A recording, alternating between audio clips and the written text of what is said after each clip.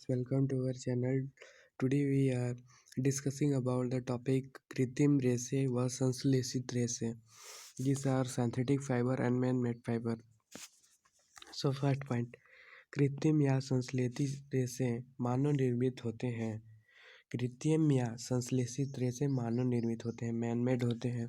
Example में देखेंगे rayon, nylon, dacron, terylene, polyester, acrylic etcetera.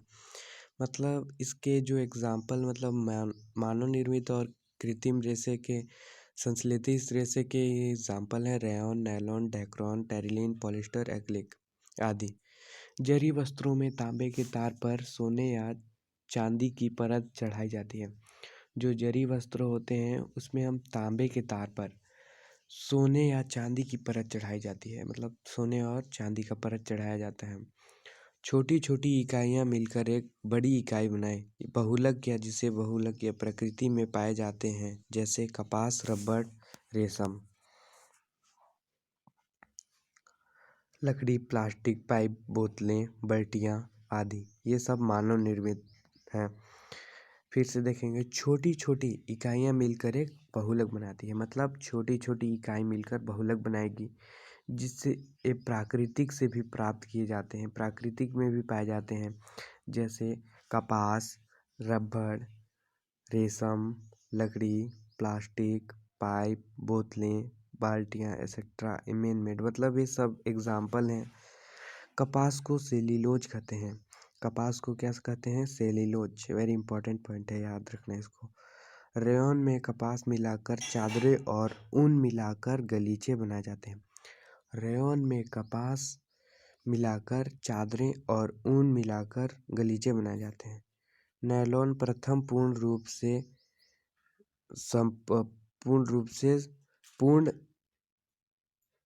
संश्लेषित रेशा है. इसकी मजबूती के कारण पैराशूट, सूती, रस्सी, मोजा, ब्रश, पर्दे आदि बनाए जाते हैं. नैलॉन प्रथम पूर्ण रूप से रेशा है जो जिससे हम पैराशूट बना सकते हैं, रस्सी, मोजा, ब्रश, पर्दे आदि बनाए जाते हैं. पेट एक ऐसा प्लास्टिक है जिसमें बोतलें, बर्तन, फिल्म, तार आदि बनाए जाते हैं. पेट एक ऐसा प्लास्टिक है जिसमें बोतलें, बर्तन, फिल्म की तार और आदि बनाए जाते हैं. पॉलीस्टर.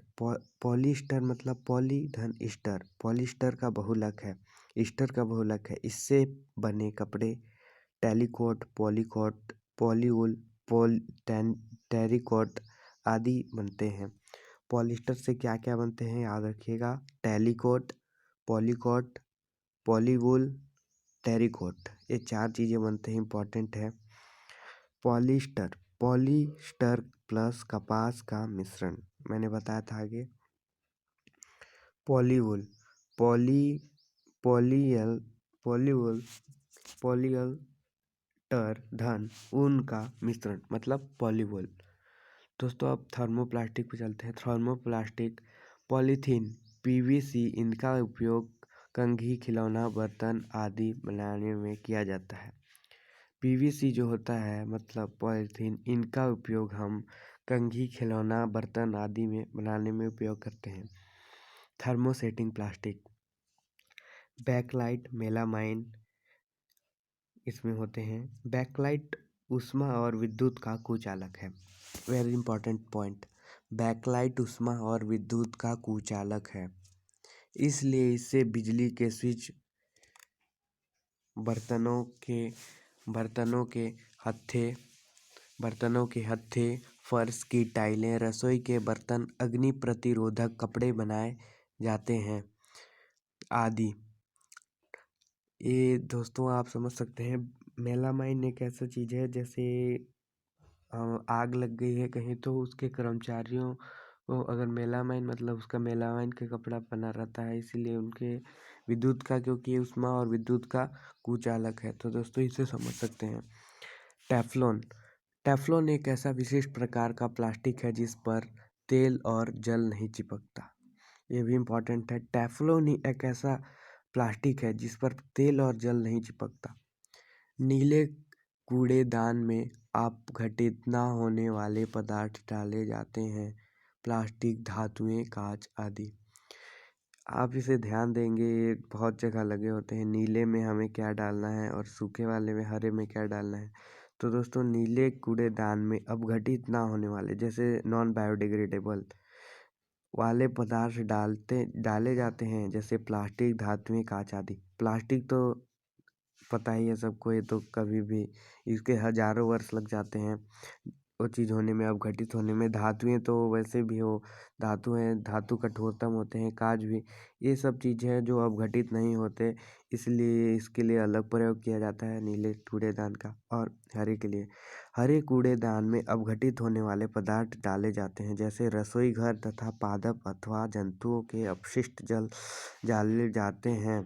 अर्थात गीले कचरे मीन्स आप कुछ भी गीला कचरा जो अपघटित हो जाए वैसा चीज़ हम क्या बोलते हैं, हरे रंग में डाल सकते हैं, हरे रंग के कूड़ेदान में। इसका प्रयोग दोस्तों सभी को करना चाहिए। हरे और नीले रंग की कूड़ेदान हमेशा यूज़ करने चाहिए। नीला का मतलब ये है जो अपघटित ना हो, और हरा का मतलब ये है जो अपघटित हो। ऐसे अवशिष्ट पदार्थ को हम डालते हैं। कृत्रिम रेशे गर्म करने पर पिघल जाते हैं, ये भी इम्पोर्टेंट पॉइंट है। कृत्रिम रेशे गर्म करने पर पिघल जाते हैं। तो दोस्तों इसी के साथ हम मिलेंगे कोई अगली वीडियो में नए टॉपिक के साथ। तब तक के लिए थैंक यू, बाय।